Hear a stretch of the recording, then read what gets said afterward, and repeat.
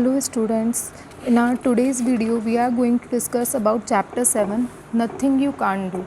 As the title suggests, nothing you can't do. ऐसी कोई भी चीज़ नहीं है दुनिया में जो आप ना कर पाओ.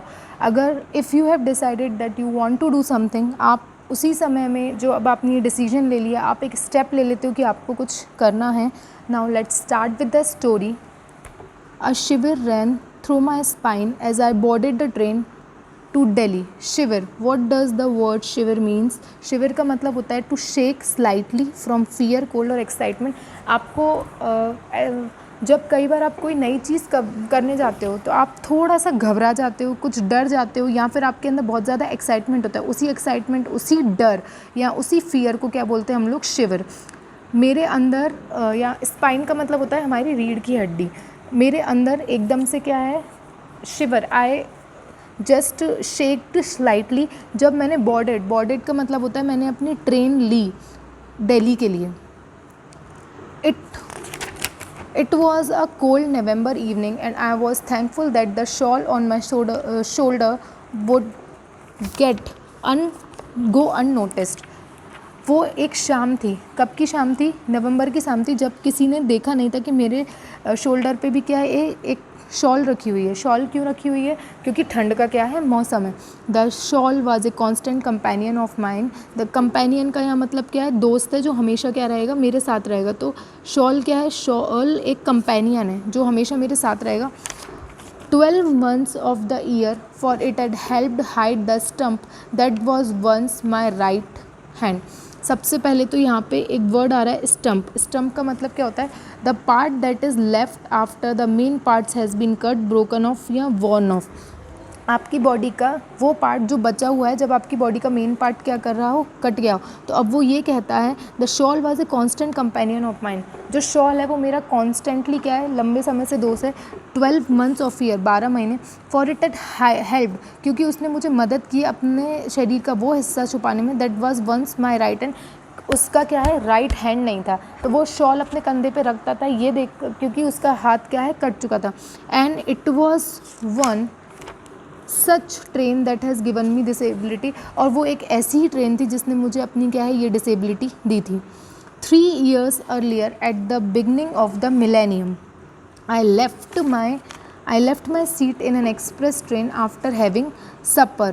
सपर का मतलब क्या होता है? खाना.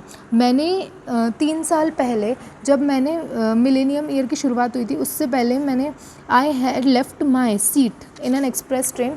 मैंने अपनी सीट एक्सप्रेस ट्रेन में क्या कर दी थी? छोड़ दी थी. मैं उसमें नहीं गया था जब मैंने मेरा खाना खा लिया था. उसके बाद I washed my hands at the sink next to an open compartment door. और मैंने अपने हाथ धोए थे. जब आप किसी भी ट्रेन में घुसते हो तो कंपार्टमेंट की जो डोर होती है उसके साइड में एक सिंक लगा होता है. मैंने वहाँ हाथ धोए. As I finish the turn the train suddenly jerk throwing me off balance. और जैसे ही मैंने हाथ धो के टर्न लिया तो ट्रेन ने क्या है? हल्का सा आगे मुड़ी. एकदम से धक्का लगा उसे. जर्क्ड का मतलब होता है एकदम से धक्का लगना. धक्का लगा. थ्रोइंग मी ऑफ बैलेंस, और मैं एकदम से गिर गया. I flung right out of the door, और मैं दरवाजे से एकदम नीचे गिर गया. As I landed on my back the carriage wheel severed my right arm above elbow. और जैसे ही मैं नीचे गिरा, मैं पीठ के बल नीचे गिरा, द कैरियज व्हील्स जो ट्रेन की पहिए होते हैं उन्होंने जो एल्बो मतलब ये जो आपका कॉर्नर होता है हाथ का, जिसे हम वो टोनी बोलते हैं, उसके नीचे से उसने मेरा हाथ क्या कर दिया था? काट दिया था. For the next couple of hours I lay on the track bleeding and in extreme pain until a track inspector passing by found me. और अगले कुछ घंटों के लिए मैं उसी ट्रैक पे पड़ा रहा. ब्लीडिंग का मतलब मेरे हाथ से खून निकलता रहा जब तक कि मुझे ट्रैक इंस्पेक्टर ने वहाँ से देखा नहीं. I was taken to the hospital. मुझे हॉस्पिटल भेजा गया. अब यहाँ पे इतनी स्टोरी में हमें ये पता चल रहा है कि जो पर्सन बात कर रहा है उसके राइट हैंड में जो ये हमारी कोनी होती है उसके नीचे का हाथ कट गया था. एक बार जब वो एक्सप्रेस ट्रेन में सफ़र कर रहा था और खाना खाने के बाद वो उठ के हाथ धोने गया तो ट्रेन एकदम से आगे बढ़ी. उसने बैलेंस खोया और ट्रेन के व्हील्स ने उसका कोनी के नीचे का हाथ क्या कर दिया? चॉप ऑफ कर दिया. I was taken to hospital. My severed limb was too damaged to be sewn back. मुझे हॉस्पिटल ले जाया गया। सीवर का मतलब क्या होता है यहाँ पे, what does the word sever limb, sever का मतलब है यहाँ पे कट समथिंग ऑफ समथिंग। उसके हाथ में से जो हिस्सा कटा हुआ था वो इतना ज़्यादा बुरे तरीके से कट चुका था कि उसे दोबारा से उसके हाथ में जोड़ के सिला नहीं जा सकता। They said I was critical, और उन्होंने बोला मेरी कंडीशन सही नहीं है, बट आई लिव्ड, लेकिन मैं फिर भी जिया, फिर भी मैं जी पाया। बट लिव्ड विद डिसेबिलिटी, लेकिन अब मैं इस एक कमी के साथ, डिसेबिलिटी का मतलब है अब उसका एक हाथ नहीं है तो वो क्या बन गया है, वो अपंग हो गया। This stump of A hand that I hide from everyone with the shawl, और यही मेरे हाथ का वो बचा हुआ हिस्सा है जिसे मैं शॉल से ढक के लोगों से क्या है बचाने की कोशिश करता हूँ। The compartment was almost full but I am thankful that my seat was reserve. जो कंपार्टमेंट, जिस ट्रेन में उसने अपनी टिकट बुक करी थी जिसमें अभी वो ट्रैवल कर रहा है, वो पूरा भरा हुआ था, लेकिन वो बहुत ही ज़्यादा शुक्रगुजार है क्योंकि उसे अपनी सीट रिजर्व मिल गई है। I walked nervously to my seat gripping my suitcase in my left hand. मैं नर्वसली मतलब उसे कॉन्फिडेंस नहीं था, वो थोड़ा सा घबराया हुआ था और वो आगे बढ़ा, और ग्रिपिंग का मतलब है इंटरेस्टिंग वे में, एक्साइटिंग वे में वो आगे बढ़ा और उसने लेफ्ट हैंड में अपना सूटकेस पकड़ा हुआ था एंड अपनी सीट की तरफ गया। After I have set down I stared at the floor too shy to meet the people I. और जब मैं बैठ गया तो वो उसने अपनी आंखें ऊपर नहीं की, वो जो ट्रेन का फ्लोर होता है उसे कंटिन्यूसली देखता रहा क्योंकि उसे क्या था, वो बहुत ज़्यादा शाय था। शाय मतलब ज़्यादा लोगों से बात करना पसंद नहीं करता था। My travel mates fearful lest someone noticed my disability, उसे यही घबराहट थी कि उसकी डिसेबिलिटी को कोई क्या नहीं कर पाए, नोटिस ना कर पाए, पर उसके आसपास के जो लोग थे उन्होंने उसकी डिसेबिलिटी को क्या कर लिया था, नोटिस कर लिया था। The cheerful lively voices of people around me made me realize unlike me they were all young boys and girls in their early teens। cheerful and lively voice, उसने जब आसपास के बच्चों की आवाज़ सुनी, आसपास के लोगों की आवाज़ सुनी, तो उसे रियलाइज़ हुआ कि वो सारे जो लोग हैं उसके आसपास वो छोटे हैं उससे, यंग बॉयज़ एंड गर्ल्स हैं जो कॉलेज गोइंग होंगे या जो स्कूल से पास्ड आउट होंगे, वही सारे वो लोग थे। They were boys and there were 2 boys and 3 girls all talking excitedly. और जब उसने देखा तो वहाँ पे 2 लड़कियाँ और 3 लड़के थे जो कि आपस में एक्साइटेडली क्या कर रहे थे, एक दूसरे से बात कर रहे थे। Hey you are too participating in Abilympics, क्या तुम भी एबी ओलंपिक्स में पार्टिसिपेट कर रहे हो। Inquired A tender voice from my right, किसी ने मुझसे पूछा, मेरे राइट साइड में जो बैठा था उसने मुझसे पूछा। I am talking to you sir, this time I realise that the athletic boy sitting my right was addressing me. और ये सुन के एकदम से उसे लगा कि उसके राइट साइड में जो एक लड़का बैठा है वो उससे बात कर रहा था, एंड तब उस पर्सन ने नोटिस किया कि ये एथलेटिक बॉय मुझसे पूछ रहा है। I also realise to my horror that the shawl slipped from my right shoulder revealing my stump to everyone to see. और धीरे से मैंने ये भी रियलाइज़ किया, मेरे डर ने ये रियलाइज़ किया कि जो मेरी शॉल थी राइट शोल्डर पे वो एकदम से मेरे शोल्डर से नीचे गिर गई है और लोगों ने मेरा जो कटा हुआ आधा हाथ है वो देख लिया है। Tears fall from my eyes, मेरी आंखों से क्या बहने लगे, आंसू। I don't understand what do you mean, I manage to answer in a choking voice. अब यहाँ पे वो जो पर्सन जिसका हाथ कटा हुआ था उसने बोला मैं ये समझ नहीं पा रहा हूँ कि आप मुझसे क्या पूछना चाहते हो। और ये जब उसने बोली तो उसकी आवाज़ बहुत ज़्यादा क्या हो गई थी, भारी हो गई थी। Manjeet don't upset him said the girl sitting opposite to me. और फिर सामने से एक लड़की की आवाज़ आई जो कि उस लड़के का नाम क्या था, मंजीत था। उससे बोलती है मंजीत आप प्लीज़ इन्हें परेशान मत कीजिए। किससे बोल रहे हैं, जिनका हाथ कटा हुआ है उन्हें परेशान मत कीजिए। Manjeet startled you, I am sorry she said again. यहाँ पे स्टार्टल्ड का मतलब क्या है, स्टार्टल्ड का मतलब है मंजीत ने आपसे एकदम से सवाल पूछ के आपको नर्वस कर दिया, मैं माफ़ी मांगती हूँ। उसने फिर से बोला but he meant no harm you know, he assume you two are going to Delhi to participate in the Olympics as we all are. But वो आपको कोई नुकसान नहीं पहुंचाना चाहता, आप जानना चाहेंगे। उसने ये अज्यूम कर लिया कि आप भी दिल्ली इसलिए जा रहे हो ताकि आप भी एबी ओलंपिक्स में पार्टिसिपेट कर सको जैसे हम सब करें। This is because we all are like you, क्योंकि हम सब भी क्या है आपकी तरह हैं। I was startled once again, और मैं फिर स्टार्टल का मतलब ये सुन के मैं फिर से एकदम चौंक गया। आई मीकली रेज्ड माई आइज, और मैंने मीकली का मतलब है क्वाइटली जेंटली, धीरे धीरे मैंने अपनी आँखें क्या करी, ऊपर करी। The girl smiled at me, लड़की मुझे देख के हंसने लगी। She was not more than 14, उस लड़की की उम्र 14 साल से ज़्यादा की नहीं थी। She had the face of an angel, उसका फेस जो था वो एंजल के जैसा था।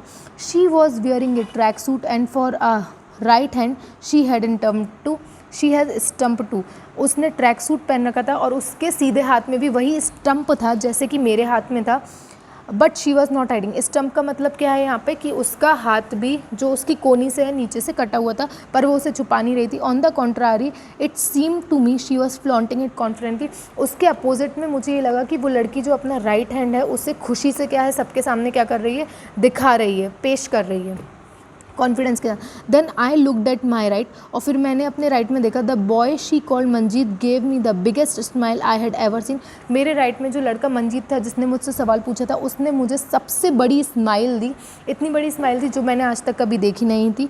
The girl sitting next to you is Shahida. जो गर्ल आपके नेक्स्ट में बैठी हुई है, नहीं, biggest smile I have ever seen. He too wore a track suit, उसने भी ट्रैक सूट पहन रखा था। And from the way he set it was obvious that he has no legs. और जिस तरीके से वो बैठा हुआ था उससे मुझे ये समझ में आ गया था कि उस जो लड़का जो मंजीत है उसके भी क्या नहीं है, पैर नहीं है। Oh what is Abilympics I manage to say. अब मैंने उन लोगों से पूछा कि एब्लम्पिक्स है क्या, मुझे इसके बारे में बताओ।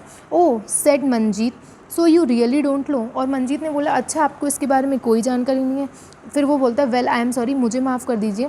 Late me introduce our self first, I am Manjeet. सबसे पहले तो मुझे आपको अपना परिचय देना चाहिए, मेरा नाम मंजीत है।